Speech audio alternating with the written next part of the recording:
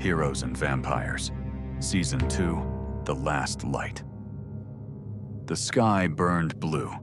The air was alive with static, that sickly hum of the invaders' ship hanging over the ruins like a false moon. The streets glowed with dying embers and alien dust.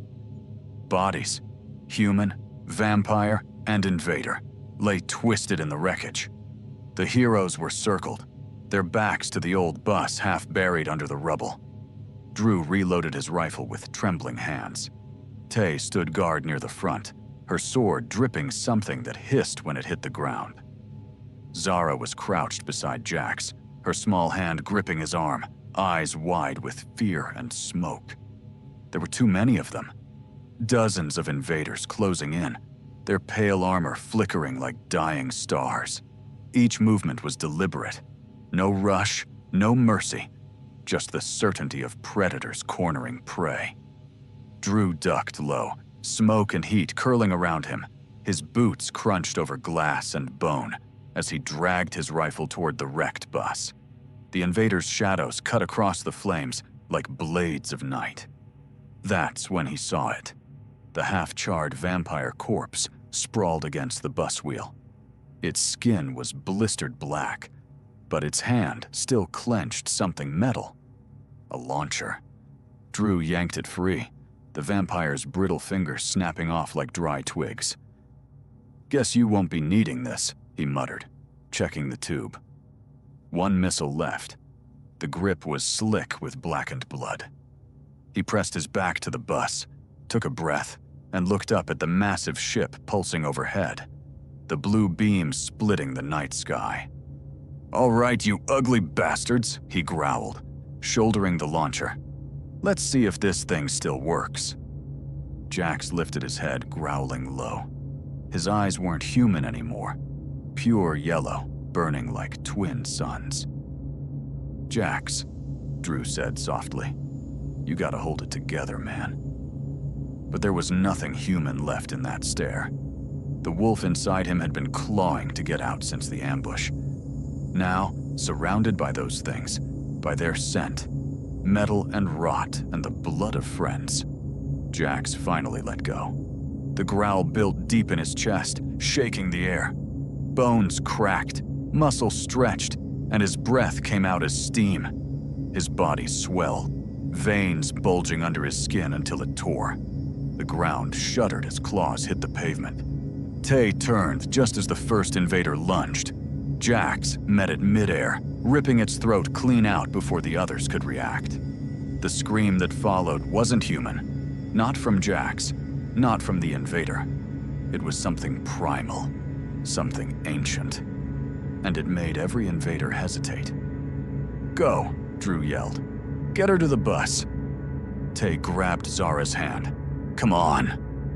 Jax tore through the line like a storm, black fur streaked with firelight, his claws cutting metal, bone, and whatever passed for flesh on the invaders. The air filled with the sound of rending armor and shattering concrete. The heroes ran. Drew reached the bus, started the engine. It coughed, roared, then sputtered to life. Tay shoved the survivors inside. A few broken humans, eyes hollow, barely alive. Zara hesitated at the door, looking back. Jax was surrounded again, his howl echoing across the burning street. He slammed an invader into a wall, crushed another under his claws. The last few remaining invaders regrouped, forming a circle of shimmering light around him. Their hands glowed blue. Drew swung the launcher up from the floor. "Come on, come on." The ship above them shifted, massive, dark, beautiful in a way that made your stomach turn. The hum built to a scream.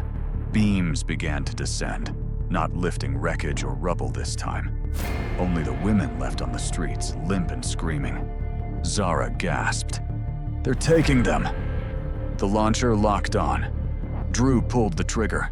The rocket streaked through the smoke, trailing sparks like a comet. It struck the belly of the ship. Not a direct hit, but enough to punch through one of the glowing veins. The sky erupted. The ship tilted, groaning like a wounded animal. Flames spilled from its side, and the hum broke into static. It began to fall, slow at first, then faster, spinning out, crashing into the horizon. The ground shook as it vanished behind the ridge in a bloom of blue fire. Everyone on the bus ducked.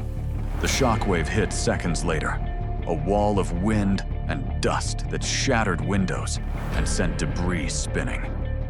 Through the haze, Jax roared. He was still fighting, covered in blackened blood, half his fur burned away, eyes glowing in the smoke. One last invader remained, the tallest of the pack, its face split and twitching, blue light leaking from its chest. It charged. Zara screamed, "Jax!" The name cut through the chaos like a blade. The beast turned. His head snapped toward her voice, and for one brief heartbeat, his eyes softened. He remembered. Then the invader struck. They collided hard, bodies slamming into the concrete, claw against blade, blood against metal. Jax ripped through the thing's chest as it plunged its glowing blade into his side. They tore into each other, rolling, howling, until both toppled over the broken wall and vanished into the smoke below. "No!" Zara screamed, thrashing against Tay's arms. "Zara! He's gone! He's gone, baby!" Tay held her tighter, tears streaking through the soot on her face. Drew slammed the bus into gear. "Hold on!" The tires screamed as they tore through the debris, rolling out of the ruined street. Behind them, fire and dust swallowed everything. The sound of the burning ship was still echoing, that deep, alien rumble fading into silence. Zara pressed against the window, eyes searching the haze until the wreckage was just a blur of blue and black. She didn't blink, didn't breathe. Tay turned back, whispering, "He did what he always does. He saved us." Zara didn't answer. Her lips trembled, and she finally let the tears come. As the bus disappeared down the ruined road, the fire faded into the night. The glow of the fallen ship pulsed once more, then went dark. And somewhere, far behind them, beyond the ridge, beyond the flames, a single howl rose in the wind. It wasn't human, but it wasn't lost either. Thanks for watching Heroes and Vampires. If you enjoyed this story, make sure to hit that like button, subscribe to the channel, and turn on notifications so you never miss an episode. Got a taste for more dark and thrilling tales? Head over to my other channel, Cryptid Encounter Stories, where we dive into terrifying creatures, urban legends, and cryptid encounters. And if you're hungry for even more, be sure to check out my book, Fall of the Order, available now in ebook, audiobook, and paperback online. Until next time, stay safe and stay in the light.